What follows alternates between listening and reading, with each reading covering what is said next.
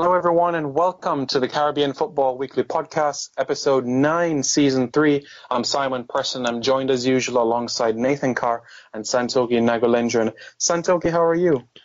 I'm doing fine, just enjoying Spurs' fantastic 6-0 win over Millwall earlier in the FA Cup. On the road to Wembley it is. Nathan, how are you? I'm sure the Everton Toffees didn't make it easy for you. No, unfortunately, I can't say the same as Santokie, but no, I think the Albion players are kind of on the beach at the moment. But no, I hope our listeners are doing well. It's good to have you back, Simon, and a belated well done on your 1,000 subscribers on Reggae Boyz commentary. A great achievement. Oh, cheers for that. Much appreciated, Nathan. And yeah, it's a project I wanted to start for a while, and it just needed the infrastructure because, as you know, in the Caribbean, there's really limited you can get on information, especially in the region. So I figured where the national team was concerned, it needed that bit of push, especially the Jamaican diaspora in the UK, Canada, England, the States. So that was my sort of goal. So I'm happy for it, and yeah, happy days, isn't it? Congratulations. Definitely. Yeah. Yeah, much appreciated. You never know. But later this year, Santokie could do the Jaguars commentary. You never know. Yeah, okay. That'll be an interesting one. But let's see how time progresses. But just want to say a big up as well to Coach Tony on Twitter as well, who's been following the show quite well. And an avid Everton fan as well. So yeah, I'm sure he'll be buzzing about that result. And hopefully he'll be looking to get Europa League football next year. But yes, we do have a number of issues and different topics to talk about, but let's first kick things off with news. Santokie, how are things your end? Yeah, so in the Caribbean region as a whole, we've had a whole host of friendlies being announced. So Martinique have announced they'll be playing Guyana on the 28th of March. So that should be an interesting game. Martinique obviously preparing for the CONCACAF Gold Cup in the summer. They'll be playing Guyana, who are without a coach, interestingly enough. So it'll be interesting to see who takes the reins for that. They'll be playing each other on the 28th of March. 2 days before that, however, Martinique are also playing Barbados in Barbados. So crucial game time for Martinique ahead of the Gold Cup. Dominican Republic have also announced they will be playing Barbados this month at a date to be announced. And some viewers may have heard that Barcelona and Real Madrid have announced they'll be playing the El Clasico in America this summer. Well, French Guyana have gone one up on them and announced that the Guyana El Clasico will be taking place on the 24th of March between French Guyana and Suriname. Really exciting, especially will excite a lot of Jamaicans and Bahamians because in an hour or a little over an hour they can find themselves on a flight to Miami. So exciting times ahead. Yeah. Nathan, how are things your side? Yeah, the thing is though, guys, can't there only be one Guyana's Clasico though? Because I thought that Suriname Guyana Caribbean Cup qualifying was the El Guyana's Clasico, but it seems that French Guyana have somewhat stolen Guyana's... kind of hijacked the Guyana Clasico name. But no, well, news my end. Before you want... Sorry, Simon, yeah. Yeah, I was just saying, is there only one Midlands derby? Isn't Wolves considered part of Midlands as well? Wouldn't that be considered a derby as well against West Brom? It is. I mean, West Brom's main derby is Wolves, but I think Aston Villa as well, as some listeners have a general knowledge of English geography, that's also a bit of a derby as well. But I don't think anything beats the El Guyana's Clasico, that's for sure. Good one. But yeah. The Dominica FA have named former Trinidad and Tobago women's coach Rajesh Lachu as their new senior men's national team manager. So it was quite a lengthy search actually carried out by the Dominica FA. 9 months altogether they were looking for a successor to Shane Marshall. And Rajesh Lachu, he'll be preparing the squad for the upcoming Windward Islands Championship, which is slated for May. It was a competition that didn't take place last year. St Vincent and the Grenadines won it in 2015. So that's his first kind of task to prepare the players for that. And then I think he's signed a 18-month contract, which is what I read. So good luck to him. The new FIFA World Rankings are also out for this month. So FIFA have updated the men's category. Unfortunately, I don't know why this is, but the women's category has not been updated since the 23rd of December last year. But the men's is out. CONCACAF top 10, Mexico, Costa Rica, the United States, Panama, Honduras, Haiti, St. Kitts and Nevis, Curacao, Jamaica, and Guatemala. So there are 4 Caribbean nations making up the top 10 in CONCACAF. Caribbean top 10, Haiti, St. Kitts and Nevis, Curacao, Jamaica, Trinidad and Tobago, Antigua and Barbuda, Suriname, the Dominican Republic, Guyana, and Puerto Rico. The point has been made on Twitter, actually, to me, that, funnily enough, Trinidad and Tobago don't even appear in that CONCACAF top 10, and they are the only Caribbean team in the hex at the moment. And also interesting to note that Cuba aren't even in the Caribbean top 10, you know? They're kind of, their football is in slight crisis mode at the moment. So I know a lot of people kind of look at the FIFA rankings and sometimes a little bit sceptical about them. They don't think that they're truly representative of where teams are at. But it's sometimes good just to look at them and get a little feel for where teams are. I mean, right on the other end of the spectrum, you've got the Bahamas, Anguilla, Turks and Caicos Islands from the Caribbean that are low down, and I think the Bahamas have been joint bottom or second joint bottom for quite a while now. So as you know, it's playing games, playing friendlies, and winning those FIFA points is what gets you up the FIFA rankings. Yes, it's true. And, in addition to that, Nathan, it also is part of seeding yourselves for qualification for other tournaments. For example, World Cup qualifiers, Caribbean Cup sort of action as well.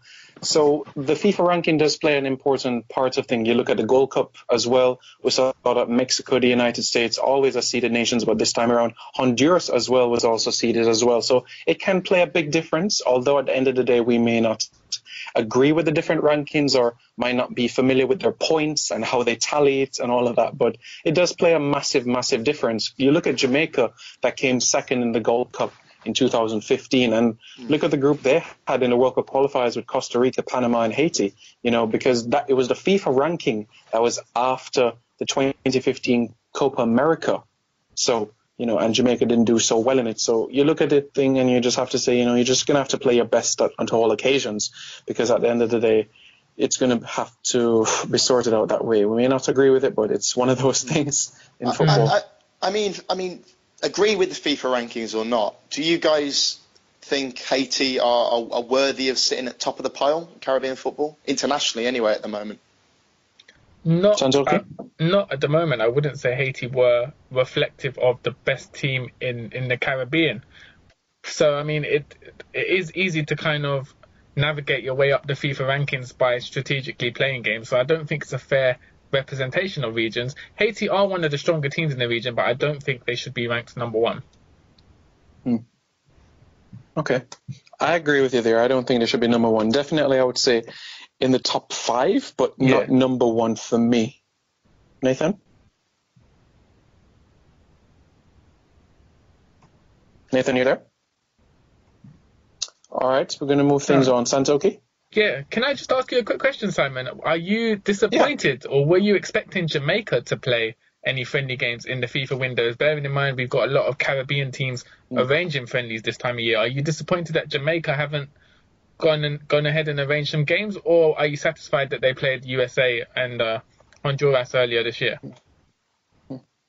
It's a mixture of both. I must say that I'm happy that we were able to attract the quality of the United States and Honduras, even on non-FIFA dates.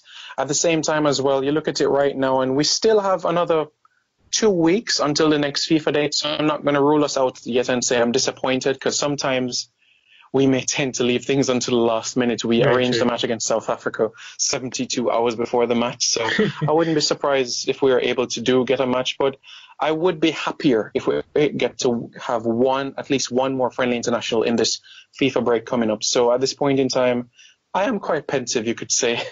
Okay, it'll be interesting to see what developments the JFF have in store for the fans. Yeah, but what do you think about Guyana's point of view? Are you happy with this more involvement, you would say? Yeah, I mean, I'm happy that they're playing a game in... Traditionally, Guyana have not tended to host friendly games in international windows unless there's a competition coming up. So it's good that they're getting this game time. One concern is that there hasn't been much domestic football being played at the moment. With all the issues involving alpha and slingers, a lot of players haven't had a lot of game time. And also, there's no actual head coach. So I'm assuming because bearing in mind Jamal Shabazz resigned a few months ago, I'm assuming assistant coach Wayne Dover will take over this game, and they'll try to assemble the strongest local team possible.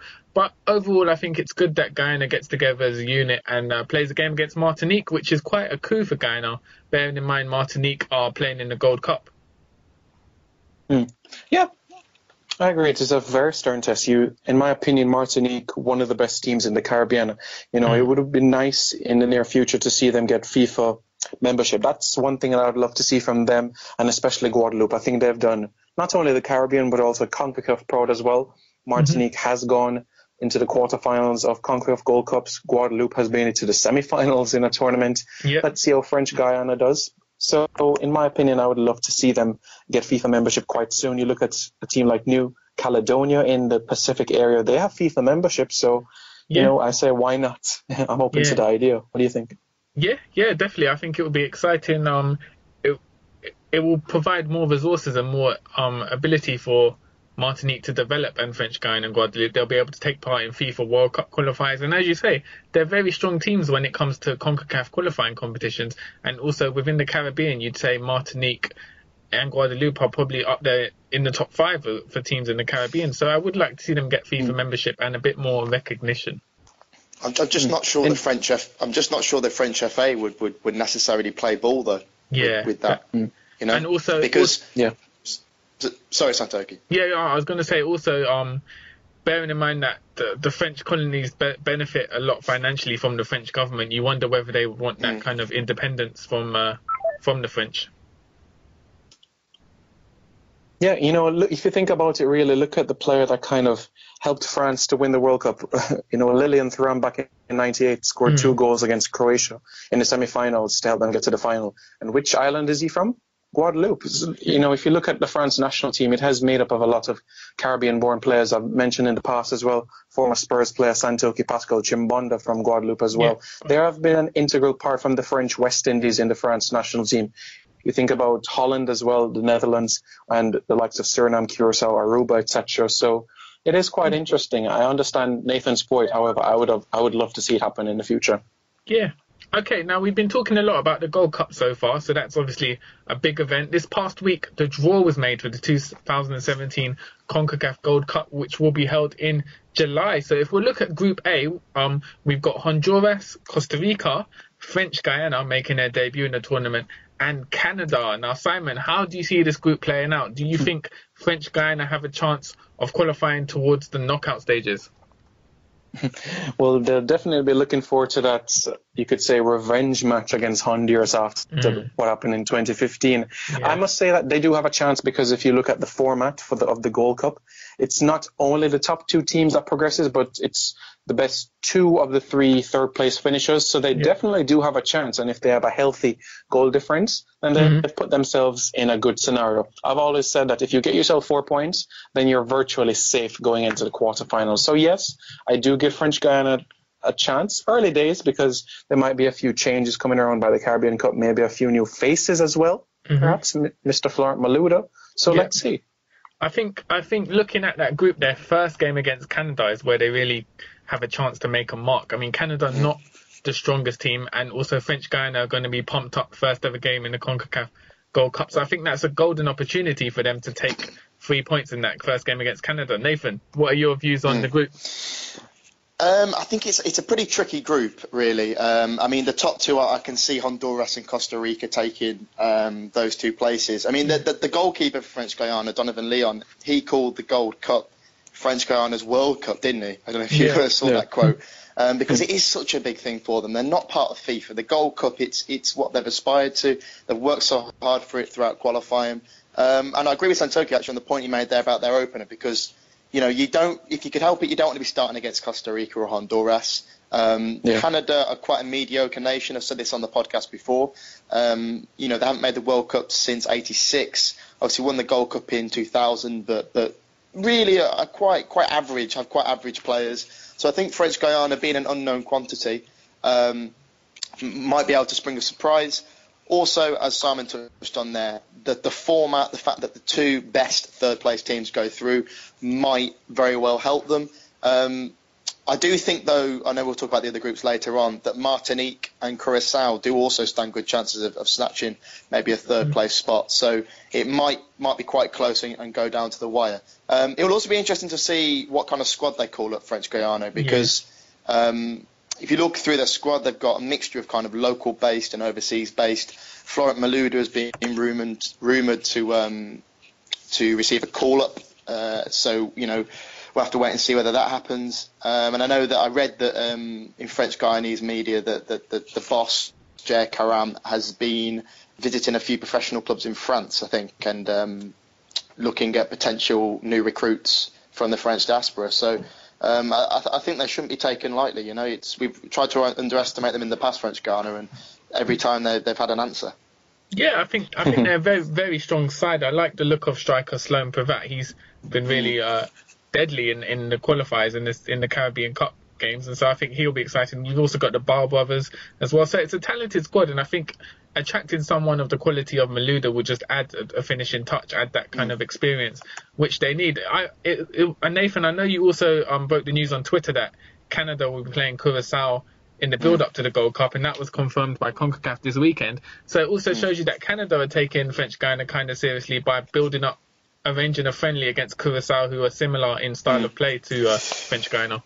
True, and of course Canada played Bermuda, didn't they, in January, winning 4-2. So that's another example of them kind of adjusting to Caribbean opposition. But French Guiana, I mean, this is a team, you know, that beat Haiti in Haiti and scored 5 goals.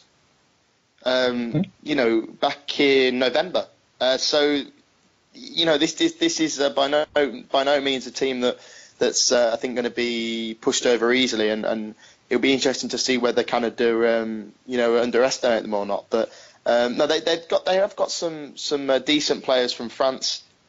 Privat is obviously the main guy up front.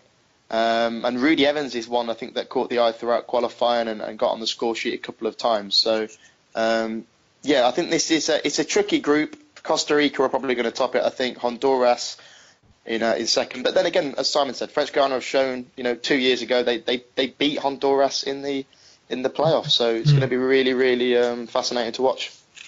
Definitely. And, you know, guys, I can tell you something interesting as well. If you backtrack a little bit, the last 2 times that Canada has played Caribbean opposition at the Gold Cup, they have lost. You think about Jamaica back in 2015, Rudolph Austin scoring in the virtual last second of the game. You backtrack another 2 years in 2013 when they played Martinique, when we had Fabrice Ruperne scoring in 9 seconds as well. So it is tough when Canada plays against these opposition. So if they're able to get off the mark with 3 points, then definitely they do have a solid chance. It will be difficult, but I do feel that it's an opportunity for them. Good venues as well to get numbers back as well, in New York at the Red Bull Arena, in Houston, and also in Frisco. So there are opportunities there for French Guiana. As I said, 4 points I think should be enough. All right, let's now move ahead to Group B. So, Santokie, we have the host nation, the United States, Panama, Martinique, and either Haiti or Nicaragua. You know, I'm hoping it'll be Haiti, because then we'll have 5 CFU teams in a Gold Cup. We've never had that before, so it could be quite historic. Yeah, I mean, I'm hoping that I expect Haiti to kind of prevail against Nicaragua over the 2 legs. They've named a strong squad. Nicaragua aren't the strongest team from Central America, as evident of the fact they finished 5th in the qualifying tournament for Central America. So I'd expect Haiti to get through. Looking at this group, I think Panama could cause an upset against USA, who aren't having the best of times, and top the group. And then Martinique, it's a tough group, but I think Martinique will qualify in 3rd place. I think USA will be too strong for them, but Martinique should be able to qualify in 3rd place and prevail against either Haiti or Nicaragua. They're a strong team and they have experience of playing in the Gold Cup. So I think they will reach the knockout stages. Okay, I'll agree with you there as well. When you're looking at Martinique, Santokie, do you see them as a potential dark horse in this tournament, or just a team that perhaps could go to the quarterfinals and then that could be it for their campaign? I think they're a dark horse. I mean, they always seem to managed to pull out surprising results, and they've obviously got Julian Forbert, former West Ham and Real Madrid player, in their ranks, as well as Kevin Parsemane, the lethal striker, excellent goal scoring record for them, at a national level. He's also played for the Seattle Sounders in America. So they're a very strong team. They've got a lot of depth, and I think they could, if they can get their team right together, build up some momentum, they could get a run to maybe the semi-finals, depending on who they draw in the quarters. Yeah, it really depends on whatever happens in other groups. That is true. We saw in 2015 Jamaica playing Haiti in the quarterfinals. I think quite fortunate on that occasion. But once you do your business in your group, then you can progress really far in this tournament. So yes, I'm going to go with the United States to top the group. I'll go with Panama second, and then I'll have Martinique third. Do you see any changes? Do you have a different sort of prediction for that group? Nathan around? No. What was that? Sorry, Simon. Your thoughts for Group B action in the Gold Cup? Yeah, firstly, I think Haiti will prevail in the CFU-UNCAF playoff. They've called upon a 30-man preliminary squad to go into camp, and some of their bigger players are back. So I think Haiti will be in there, and it'll be great to see 5 Caribbean nations for the first time. Martinique, I mean, I was reading a quote from the American boss, Bruce Arena, earlier today, and he was saying that he knows very, very little about Martinique. Very, very little, and he's going to have to kind of get up to speed with what they're about. And I think that, in a nutshell, sums up how the opponents will look at Martinique, particularly non-Caribbean. They are a bit of an unknown quantity, despite having played at the Gold Cup several times before. I mean, they've only played America once, and that was in the 2003 Gold Cup. You look at their qualifying record as well. They breezed through qualifying. Pretty much breezed. They won 17-2 on aggregate, Martinique. They let in 2 goals. That's the best defensive record out of any nation. So they've got some good players, Fulbert, Parsiman, who's Santokie touched on. Stephen Langill is another one with Champions League pedigree. So I would expect Martinique, I think, to finish in third, to do enough to progress to the quarterfinals.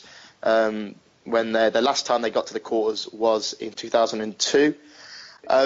So yeah, I'm quite excited to see how Martinique do. And Haiti, I think they will prevail in the playoff, even though the second leg is in Nicaragua.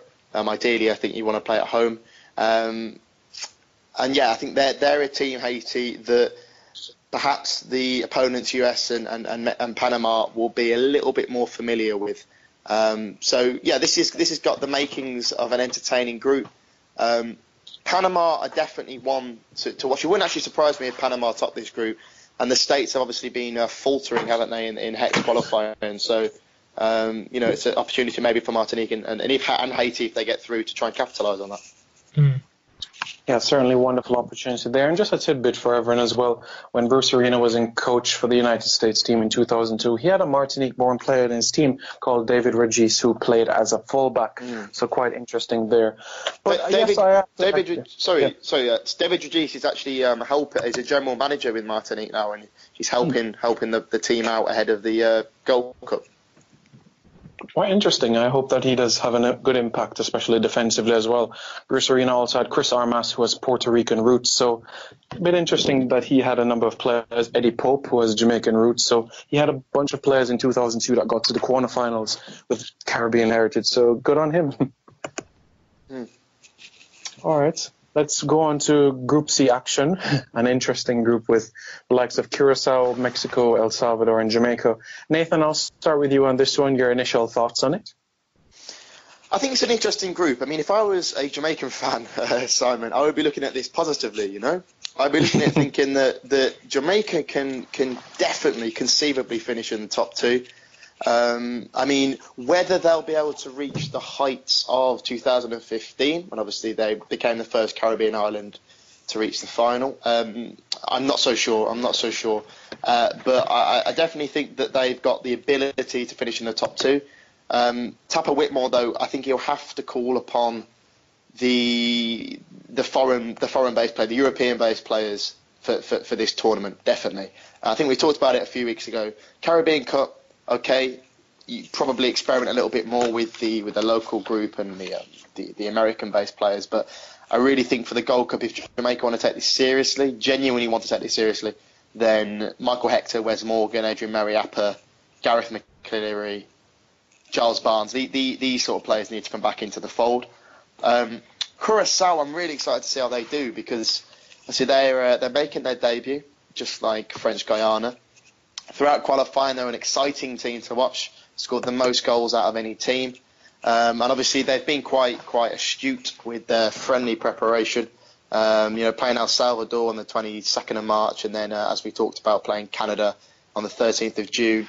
I think, interestingly, these two Caribbean teams, Curacao and Jamaica, I think they'll make up the Caribbean Cup final. Ooh. I do think the final will be Jamaica against Curacao, and yeah, so it's going to be interesting to see how it unfolds.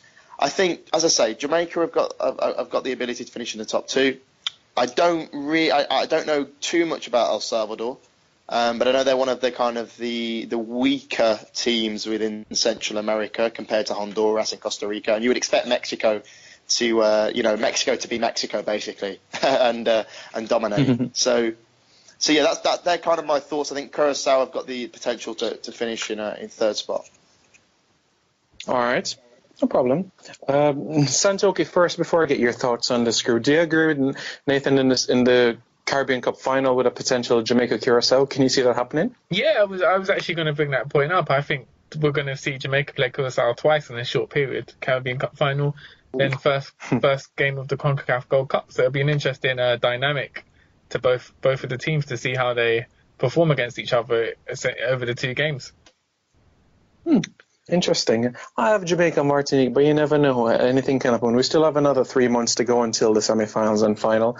But yes, go ahead, Santokie, with your thoughts on Group C action. Contrastingly to Nathan, I think Jamaican fans should be slightly worried with this group. It is a very, very tricky group. In terms of Curacao, I mean, we've seen them and we've kind of praised them throughout the show, since the show started, about their attacking, fearless football. They've dominated the Caribbean.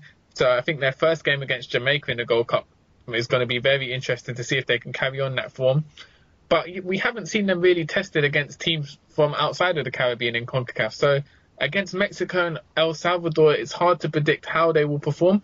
I'd like to think that they can pull at least a draw against El Salvador. As Nathan said, El Salvador not particularly the strongest team in Central American football.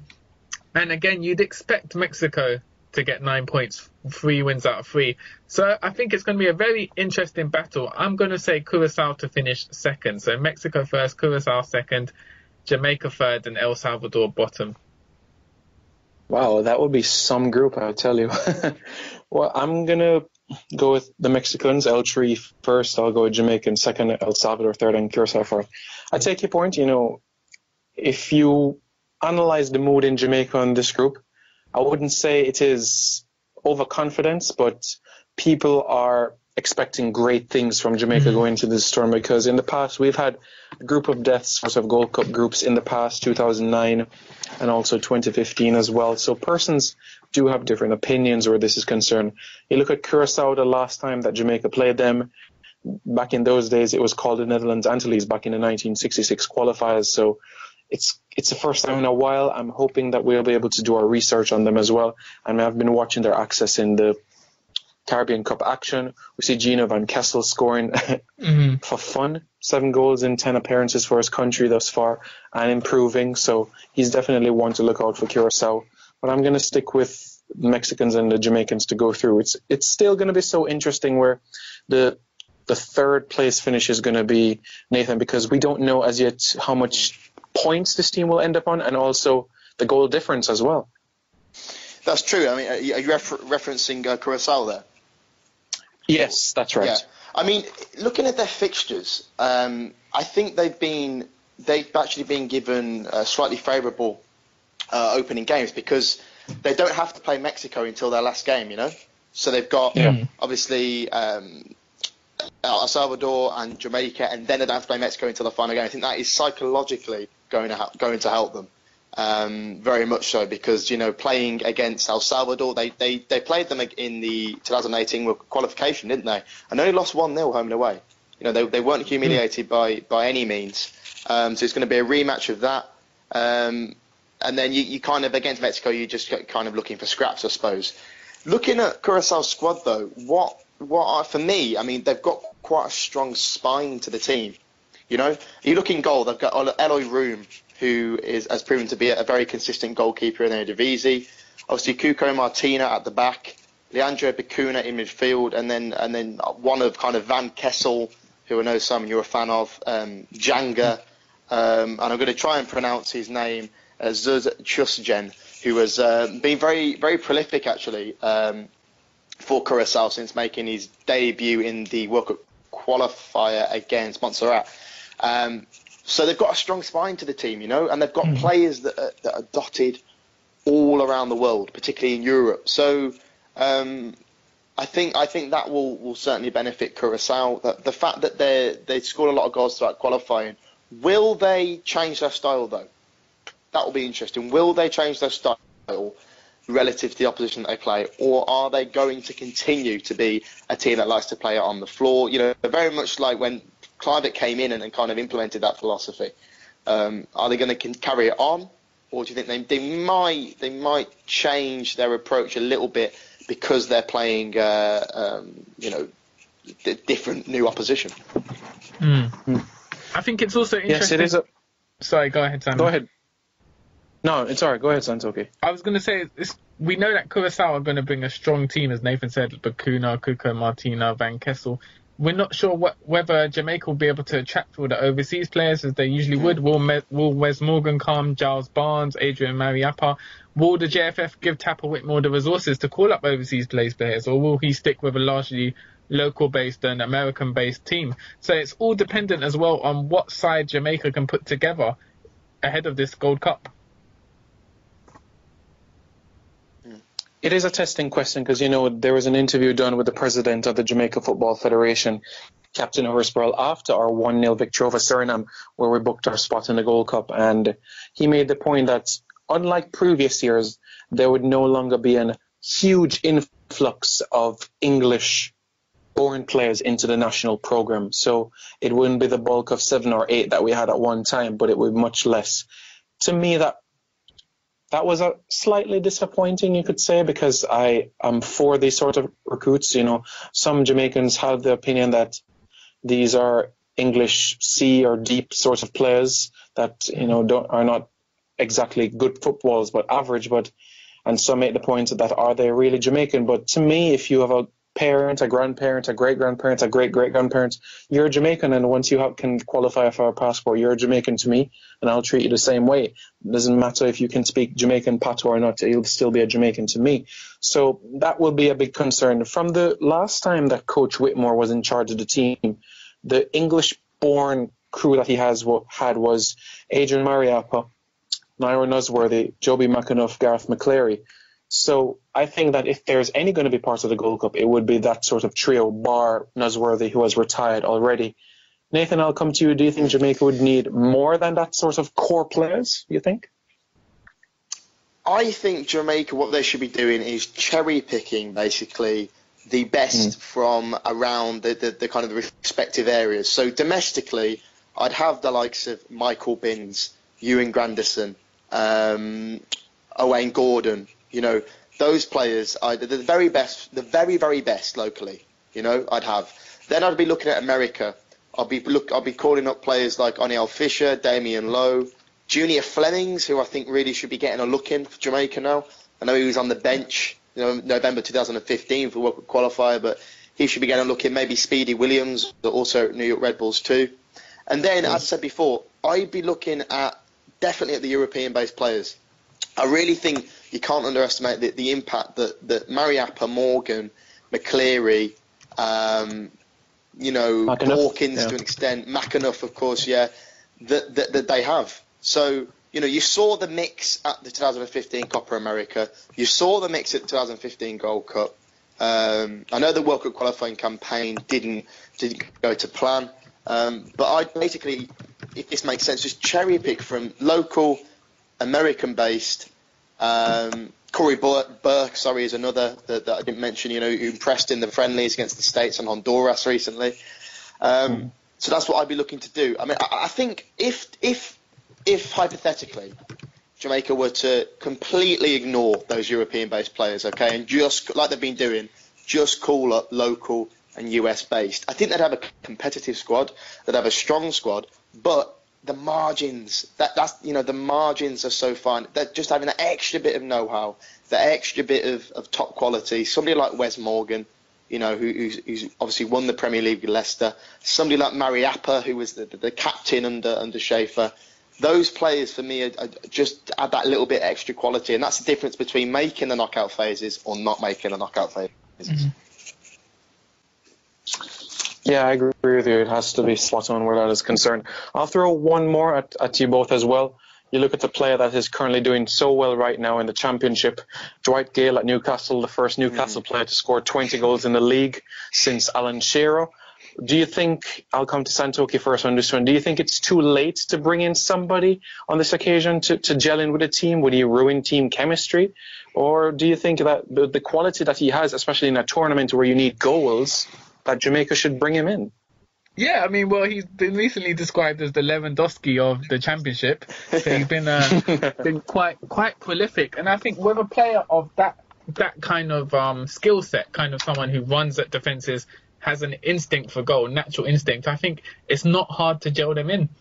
Whether Dwight Gale wants to go to Jamaica and wants to give up his kind of summer pre-season playing for Jamaica, we won't know at this point. Nothing, he hasn't kind of said he'd be willing to join up. Nothing's been said by the JFF. But I think a player of Dwight Gale's ability would massively benefit Jamaica, especially we've seen in recent games when they've utilised local players from America and the Caribbean, they haven't been able to score freely. I mean, the one game where they scored more than once was against Guyana, and that was after going 2 goals down. So I think they need that kind of goal presence and goal threat, and Dwight Gale would be a perfect answer. On the subject of European-based players, I do think the likes of Joby McAnuff and Wes Morgan, bearing in mind their age and the service they've given to the Jamaican team, whilst they still have the quality, I think they should be given this Gold Cup as kind of like an international swan song. Mm-hmm. Yeah, I agree with you. Yeah, Nathan, you want to add something? No, I agree with Santokie there. I think for this kind of cycle, it would probably be their last. And then I think MacLeod Turner was making the point on Twitter, saying that then Jamaica should really be looking at players, around the 26, 27 age range, that to act as the core players. To build for the next Gold Cup 2019, build for Qatar 2022. I do agree with that. On the Dwight Gale point, Simon, I think he's an interesting one. He's obviously shown that he can score goals freely. He'd have to be committed, though. I think sometimes players from diaspora might come in, and maybe there are some question marks over whether they're truly committed. If he was, and he played, I think he'd do well. There's also, Troy Deeney, I suppose, who I think reportedly rejected Jamaica several times before. Lewis Graben, who was reported to get a passport in time for 2015 Copa and never quite did. But then again, I wouldn't neglect Corey Burke, Romario Williams, Darren Mattox when he's fit is very important to Jamaica. And also Deshaun Brown as well, I think, who's just signed for Tampa Bay Rowdies, hasn't he, after a stint out in China. So there are various options actually for Jamaica, but obviously over the last kind of 18 months, 2 years, they've struggled somewhat to find the net regularly. It has been a challenge for years, to be honest with you, since the days of Alandilo and Walter Boyd. The finishing has been an issue, so adding more options.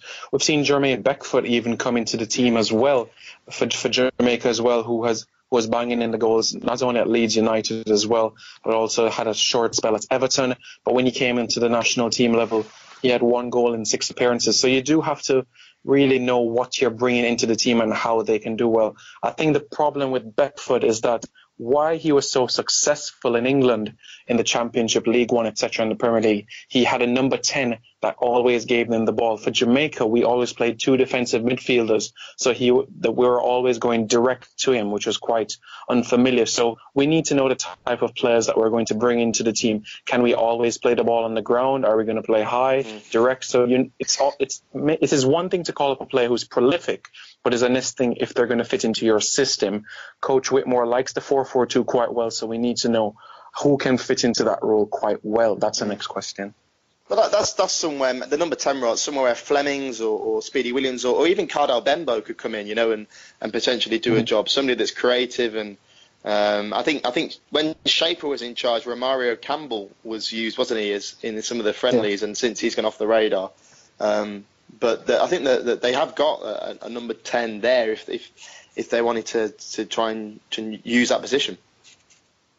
Yes, definitely. Options are there for sure to secure that spot. You think about other options around. When I just wanted to make mention about Dini, there was a point Adrian Mariappa disclosed to the media that Dini was interested in Jamaica, but was a bit frustrated about the length of time that the paperwork took prior to the World Cup, the 2014 World Cup qualifier. So that frustrated him.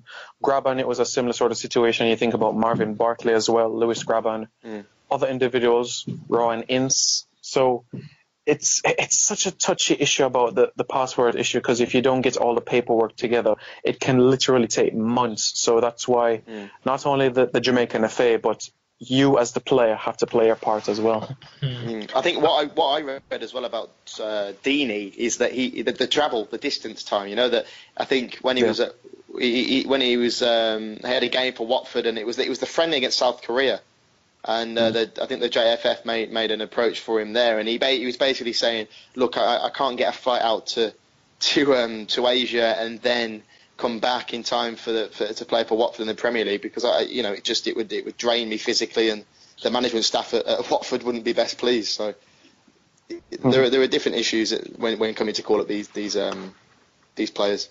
I think we saw. Sorry, I was going to say we saw Dennis Lawrence in his post-game interview after Trinidad played Barbados last week make a call for John Bostock to kind of come back into the team. And that's been a situation. I think Bostock was first called up in 2013 by Jamal Shabazz. And over the past 4 years, there's been various issues and problems, which has meant he hasn't yet made his debut. So with overseas players, we can often see long-standing issues and problems in actually making it into the first team.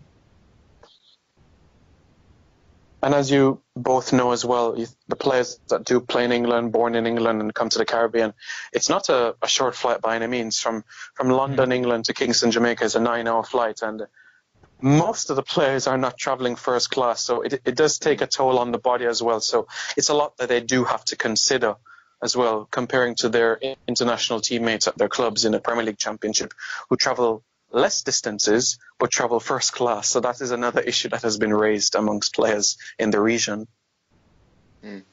I just think balance is really, really important, basically. I know it's easier said than done, but just striking a balance between the locals and I think often as well when people say diaspora, a lot of the time, I've been guilty of this, you think of players that are born in another country and have family ancestry, but actually the word diaspora, it also includes those that are actually born in the country itself, but maybe moved when they were younger. I mean, French Guiana, for example, they've got a lot of players from the diaspora, but they were actually born in French Guiana, and they've since moved often to France. So it's just worth pointing that out. That there's kind of two meanings to it, if you like. Very true. You also see that for Montserrat players as well. After the volcano eruption, a lot left to go to England as well. So I agree with you. They're spot on there. Do any of you guys know, is Julian Forbert, is he actually of Martinique origin then? Or is he playing for them as part of being the French territory? No, I believe he's of Martiniquois heritage. Yeah, do you know Simon? I'm pretty sure he is. Yeah. It's on his mother's side, yes. His father's side, I believe, is Algerian. Okay. So his mother's side is Martinique. Okay. Yeah, it has to be. Of course, he played for France, didn't he, in 2006? I think I remember he wore the number 10 shirt, and he was the first to wear it since Zidane. And there was a lot of hype. But he's always kind of had a lot of stick for Bear, hasn't he, throughout his career? A lot of stick, like... when he was at Real Madrid, there were a lot of people saying that he shouldn't be there, he's not good enough, and he seems to be revitalising his career a little bit now with Martinique. Didn't he directly go from West Ham to Real Madrid? Was it direct transfer? On loan. To Real Madrid. So I think now he's in Finland. Yeah. I think that kind of put him at a disadvantage straight away. Real Madrid fans would be looking at this guy saying, "Why are we getting players from West Ham at a time when West Ham weren't even as respected as they are now?" So yeah, that might have hindered him. But definitely he'll be a great asset to Martinique in the Gold Cup, I'm sure. Of course, there's always the possibility of Henri coming out of retirement to suit up for Martinique. You never know. But I'll tell you, guys, something that made my day that day. It was in 2008-2009 season, I remember, and it was with Jeff Sterling on Sky Sports that day. I remember when they were saying that Julian Faubert has just arranged a loan deal to go to Real Madrid. And then you had one of the pundits that was saying, that's amazing. Who is his agent? His agent needs to be knighted by the Queen. So it was a big mess that day. I remember that. I'm trying to remember the name of the Arsenal player during that period of time. That was the coach. He was sacked by Walsall recently as well. I believe it was Paul Merson that said that was coach. Yes, and it was Paul Merson. Yeah, I think Paul Merson says quite a lot of stuff, to be honest. Yeah. But yeah, quite an eventful day, and then he was caught sleeping during the match. It's a quite eventful time that he had. I think I noticed, just looking at some of the highlights of the Caribbean Cup, he plays in central midfield, it seems like now, with Martinique, because I think before, in his younger days, he was more of a winger, wasn't he? Speedy winger. Yeah. Who liked to get to the byline. But maybe he's adapted his game more as he's kind of got older, and now he's we'll see at the Gold Cup and the Caribbean Cup if he gets called up, which is likely. That he's kind of had to adapt a little bit in midfield. Yeah, and he has been doing quite well in Scandinavia as well. So I do wish him all the best for how he's doing right now. So let's bridge into the next sort of area with that friendly international with Trinidad and Tobago and Barbados. Nathan, Dennis Lawrence said after that match that he was happy with the way that the team approached the game, and he was open to the idea of switching from a 4-2-3-1 to a different system against Panama and Mexico. Do you think that's wise, or do you think you should go with what's best? If it's not broken, stay with it. What do you think? Yeah, I mean, this was against Barbados. This was it's worth pointing out that Barbados called up a very youthful squad.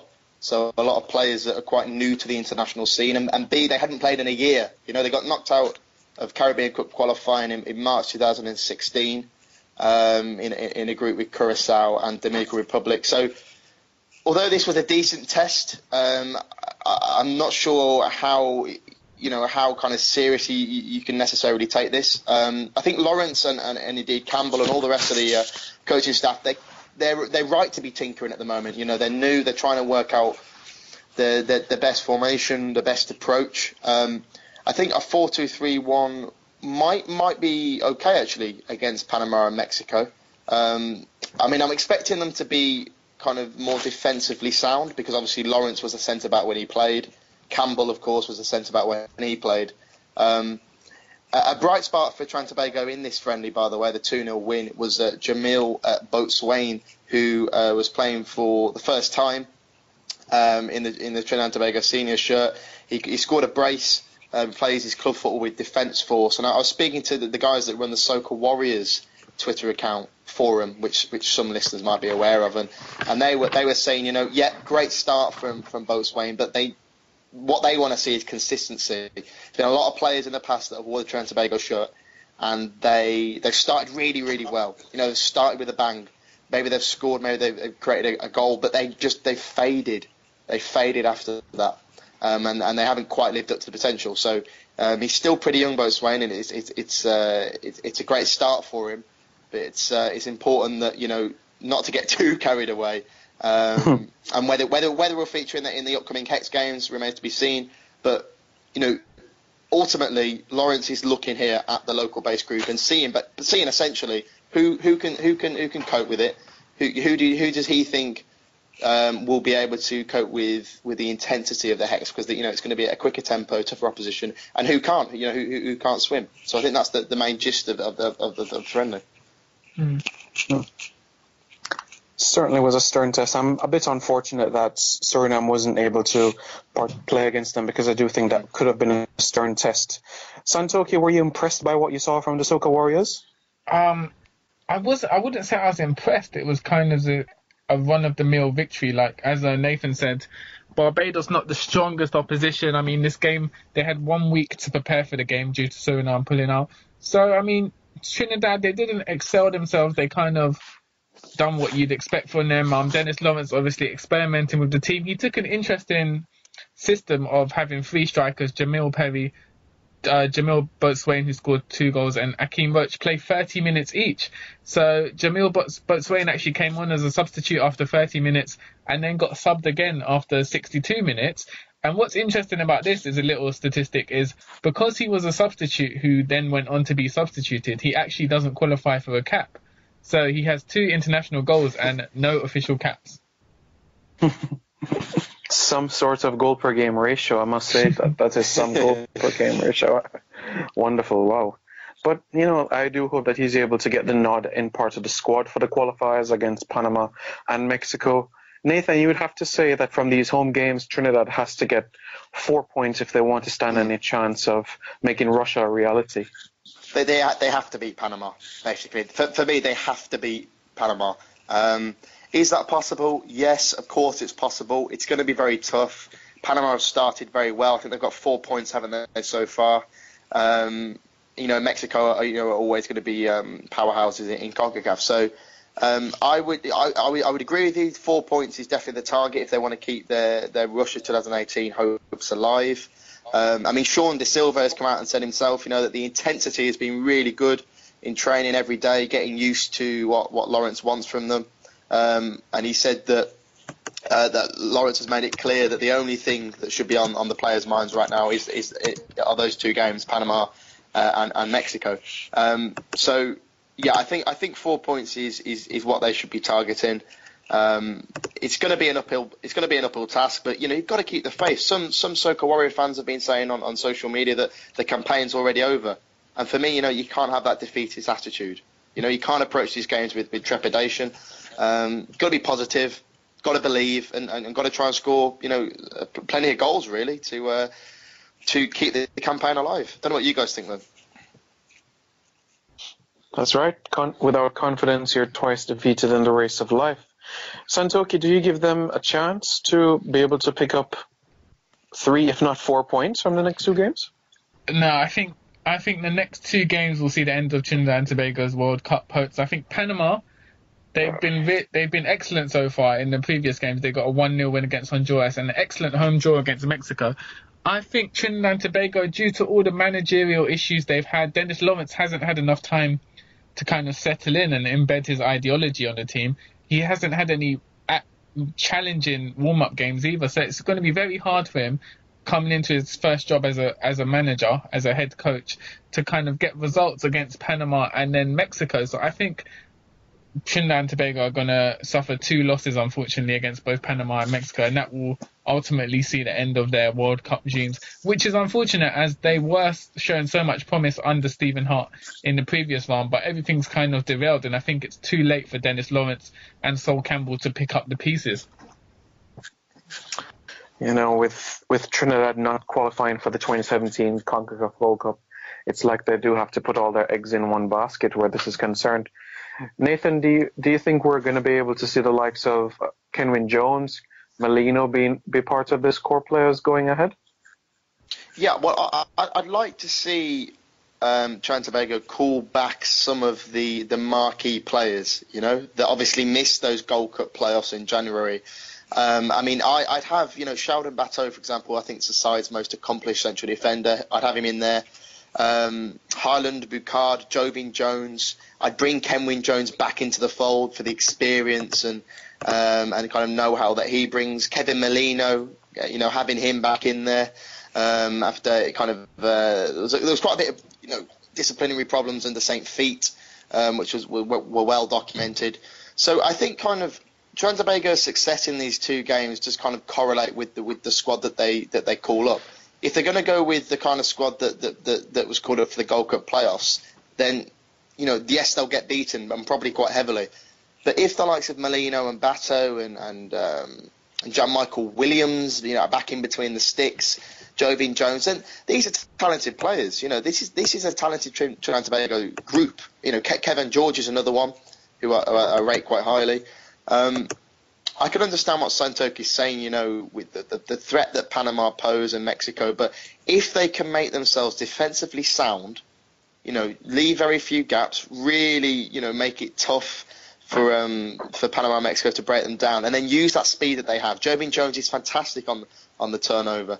Kevin Molino can produce moments of magic and score, great goals. We've seen that in the past. So, I think yes, it's going to be very tough, but I really do hope that they can pick up some favourable results, because it'd be a real shame not to see any Caribbean representation in the World Cup again. It would really be a shame, but let's see what does happen over the next couple of weeks. So let's get right into the last bit of news for this podcast for today, the CFU Club Championship. We still have Group D action to get going with Puerto Rico FC, Portmore United, Scholars International from the Cayman Islands, and Transvaal from Suriname. Santokie, are you still sticking with Puerto Rico FC as the potential favourites for this group? Yeah, I think from what I've seen of the teams in recent times, I think Puerto Rico FC are definitely favourites. I think just their environment, we've talked about before, their professional environment, the players they have, the calibre of the league they play in, I think they'll be too strong for Portmore United, unfortunately, and definitely too strong for Scholars and Transvaal. Nathan, you agree the same sentiments? Yeah, I think so. I mean, Puerto Rico FC have also recruited a little bit as well in their off season, pre-season. They've added a couple of new signings to the squad. So my opinion hasn't really changed. I can still see Puerto Rico FC taking this, and of course that would mean, Simon, that there'd be no Jamaican representation in the final round, which after Montego Bay failed to make it out of Group C. And interesting enough, when I know you were missing last week, but when we were talking through the games last Sunday, I did think that Montego Bay were going to draw to Barcelona Atletico in Group C, and that's what happened. And obviously, Grenades went on to qualify for the final round. But as far as Group D goes, yeah, I think Puerto Rico FC, and actually, I think I've said the point before. I think that their inclusion in the CONCACAF Champions League, whether it be Phase 1 or whether it be Phase 2, will be a beneficial thing should they qualify. I think the fact that they're in the American system and that they're trying to grow the brand, and the stuff that Carmelo Anthony is trying to put into place there, I think it'll be good for the Caribbean. Yeah, I do wish them all the best. Hopefully Portmore United come through. But I must say a special honourable mention to Scholars International, who will be in this tournament, because they don't get to play many games in the Cayman Islands Premier League. There's only 8 teams in that top tier of the Cayman Islands Premier League. They play each other twice, so you're talking about 14 games basically. So you add 3 more games to the mix at 17. So for me, I'm happy that Scholars International will be involved. They have a big centre-half, Tom Elliott, at 6'3", so I'd like to see him involved again. I remember him playing against Montego Bay United in Jamaica last year as well. So this is an opportunity for Scholars as well to test themselves. Although the bulk of the team is players who are university students or people that work 9-to-5 jobs, I look forward to watching them play.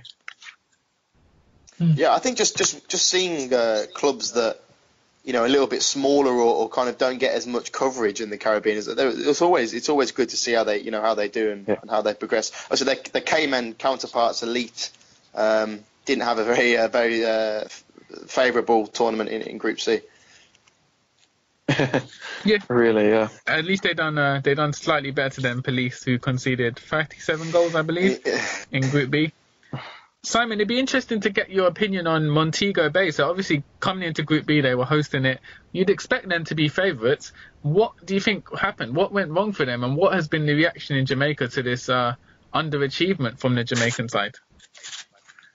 I must say from Jamaican side of things, as far as the public, the media, the experts, the pundits involved, they are disappointed by Montego Bay United, because they would say that Grenades is a bush team, you could say, so to speak. That's what Jamaican people likes to call them. So they're really downgrading this sort of opposition, and they were expecting Montego Bay United to top the group.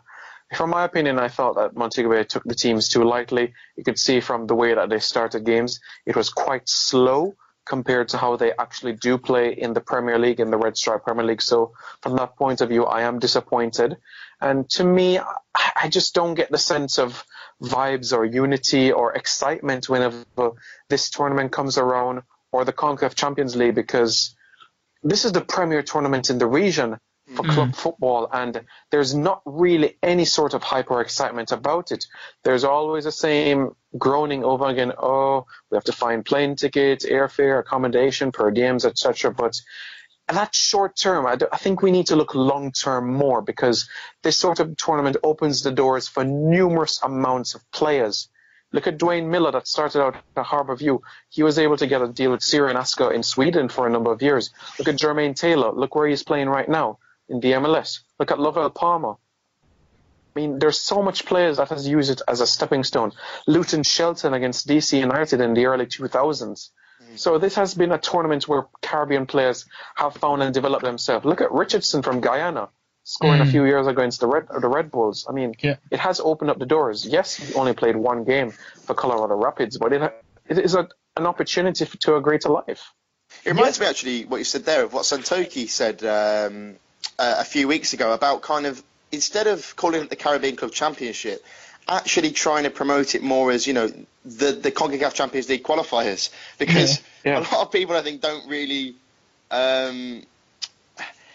maybe the enthusiasm's not quite there, because they kind of what's the word? They don't realise that how important it is, and the CONCACAF Champions League is at the end of the tunnel, and maybe selling it more as the big important qualifiers for this Premier tournament would be a better thing, because it ultimately, if you're not getting excited for the CONCACAF Champions League as a Caribbean club, then I'm not sure what you're getting excited for. And also, to add salt into Montego Bay's wounds, were Grenades of Antigua. The core of their squad are made up of Jamaican players. I believe they had 5 in the starting lineup, so that would obviously hurt the Jamaican side, Montego Bay, a little bit more as well. Yeah, that is true, Santokie. Nathan, I'd go a step further and say, why not rename it the CFU Caribbean Champions League? Because the Champions League is already a big tournament already. When people think about the Champions League, they think about the UEFA one.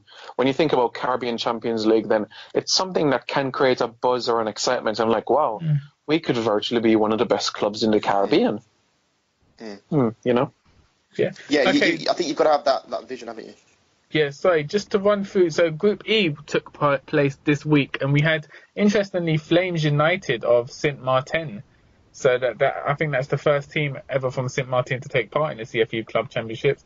Then we had San Juan Jablete from Trinidad and Tobago, the runners-up in the Pro League last season. System 3 from St. Vincent and the Grenadines, who were hosting the group, and CS Moline from Guadeloupe. In the first round of games, San Juan won 9-0 against Flames United, while System 3 from St. Vincent lost to Guadeloupe side CS Moline 4-0. In the second round of games, San Juan won 4-1 against CS Moline, while System 3 got a 9-2 victory over Flames United. You'd feel that Flames United would be happy to score 2 goals realistically in this competition. And just recently, a few hours ago, CS Moline won 8-0 against Flames United. So where this leaves the group is San Juan play System 3 later on today.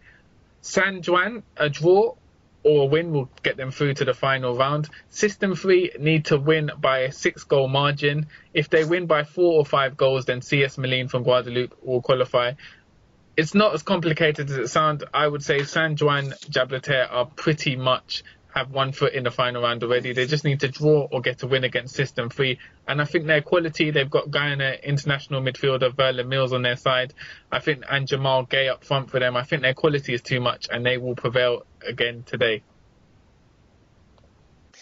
Yeah, they're in the box seat, aren't they? I mean, they've got quite a multicultural squad. I mean, Jero Lombardo, the Cuban, has been doing well for them, and also Keithy Simpson as well. Who I think might have had a stint previously stateside. He was with in Canada, Vancouver Whitecaps. Yes, that's it. Yeah. So with Devil yeah. So they've got decent team, and also Nathan Lewis and Tyrone Charles who impressed in the Gold Cup playoffs, I thought, for Trinidad and Tobago. But it's as Santokie says, San Juan are very much in the box seat here. the runners-up from the Trinidad and Tobago Pro League. I was speaking to the Flames United manager, Dwayne Wright, and he was bemoaning the lack of what he feels of a kind of bad officiating in the tournament. He doesn't feel that the refereeing has been up to scratch for his liking. And obviously his team have suffered quite heavy defeats, not as comprehensive as Police SC from Montserrat, but still, 9-0, 9-2, and 8-0 now from Moulian. So, it's kind of quite demoralising, but they've got to really try and learn from playing against better players in the Caribbean. And System 3, for some people that were trying to look for information about them on Twitter, this is the former club of Seattle Sounders two-pair, Olex Anderson and Myron Samuel. And I know that a coach there called Ian Sardine is set to be honoured as well in St Vincent and the Grenadines for his work there. So, but it looks like they're just going to miss out with San Juan going through. It appears so, yes, at the moment as it stands. But they do have had achievement in this competition in the past where they did make it to the second round of this tournament back in 2010. So they do have a bit of pedigree in this tournament, you could say. So would we all agree that we'll have the Trinidadian club, San Juan, at the top of the group? Do you guys think? Nathan? Yeah, I think they'll beat System 3 later today and progress through to the final round, joining Central FC from Trinidad and Tobago. All right, Santokie? Yeah, I think they're virtually assured of their place and that they'll be in the final round. Yep, all they need is a draw basically against System 3 and they should be okay. For System 3 to finish top of the group, they would need to win by basically a cricket score, you could say. If they're able to score 6-7 goals, then they'll find themselves in a better position, but the chances are quite slim. Well, that basically wraps up things for the show for today. Do you guys have any questions from social media, from any of the fans, the listeners and viewers of the show? Santokie? Nothing on my side, Nathan. Okay. No, there was a quick one from Raphael who basically just mentioned Haiti's 30-man preliminary squad for the upcoming CFU-UNCAF playoff. He basically wanted our brief take on what we think of the squad, really. I mean, I noticed that 2 of the under-20 players, John El Desiree, and interestingly, Brian Chevril, who scored that great solo goal against St Kitts and Nevis at the CONCACAF Under-20 Championship, he's in there. And a lot of the core players, Carlin Zarcus, Johnny Placide, Roman Genevois, Kevin Lafrance, Will Donald Guerriere, Jeff Louis, they are back in the team. So it's good, isn't it, for Haiti that they can call upon their best players again, I suppose. Yeah, I've always found it remarkable the variety of clubs that the Haitian players called from. So you've got Mumbai City, Sonny Nord from Mumbai City, Derek Etienne from New York Red Bulls. You've got Locomotive Ghana, Gene Ambrose from Locomotive Ghana, and then you've got Duckman's Nazon, who we mentioned before, from Wolverhampton Wanderers. So really spread out across the globe. Yeah, there really is a good mix of players, I could say, and based on what I see in the squad, I do think that they have enough to get past Nicaragua over 2 legs. Nathan, would you agree with that? I mean, it's a preliminary squad. It's not a 23 or 18-man squad as yet, but from this list, you would have to say that they should be able to get the job done. They should. I mean, they shouldn't take Nicaragua lightly. I mean, yes, they are one of the weaker teams within Central America, but having watched them briefly in those 2 friendlies against Trinidad and Tobago when St. Fete was in charge, there was one player that stood out called Daniel Cadena, who scored a fantastic long-range goal for Nicaragua. So if he plays, he might be a bit of a threat. But no, I think overall, when they cut it down to whatever it is, 20 or 23-man squad, I think Haiti, will have enough in their tank to get through. And of course, then they'll have that group with the USA, Panama, and Martinique to look forward to. Absolutely. And Santokie, I got your view a bit early as well over 2 legs. Still believe that Haiti will be able to get past Nicaragua. Yeah, I think Haiti will be slightly stronger than Nicaragua. It'll be a good tie, good two legs, but I think Haiti will prevail in the end. All right. Well, thanks very much, guys. Really appreciated this year, and that's episode 9 of Caribbean Football Weekly for season 3. It's amazing how things have been wrapping up for this season. For next week episode, you can tune in for Nathan Santokie and I as we discuss different things around the Caribbean, an idea that Nathan posed as well about the Caribbean potentially branching out, and also plans ahead for 2026. So you'd want to stay tuned for that. It's a special show ahead. Any last words you guys would like to say, Santokie? Thanks for the positive comments on social media about the show. I know you mentioned Coach Tony earlier saying he tunes in every week, and we've had quite a few. So building up a fan base, and great to have such a build up in Caribbean football. Absolutely. Nathan? Yeah, thank you very much for listening. Obviously, remember you can check us out on SoundCloud and also subscribe on iTunes. And please do not hold me to any of my predictions that I've made on today's show. Thank you. All right, then. Always make them after the event. That's a good one. Well, on behalf of Nathan, Santokie, and myself, have a pleasant day and tune in for the season finale next week.